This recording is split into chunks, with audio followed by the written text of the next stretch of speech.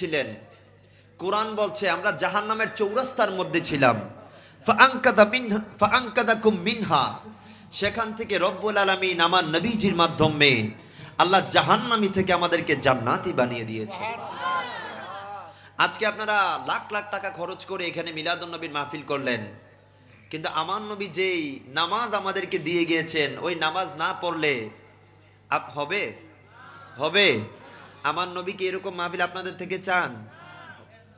আমি আপনাদেরকে যুবক ভাইদেরকে হামলি রিকোয়েস্ট করে যাব, আমার যুবক ভাইরা আপনারা ইনশাআল্লাহ নামাজ আদায় করবেন তো ইনশাআল্লাহ। দেখেন নামাজের কথা কেন বলছি, রব্বুল আলামিন পবিত্র কুরআনুল কারিমে 82 বার, কয়বার বলেন না কয়বার? 82 বার আমাদেরকে নামাজের ঘোষণা দিয়েছেন। আল্লাহ আপনি একবার বললেও তো হতো, আপনি একবার বললেই তো আমাদের উপর ফরজ হয়ে যেত, কিন্তু আপনি 82 বার কেন বললেন? আমার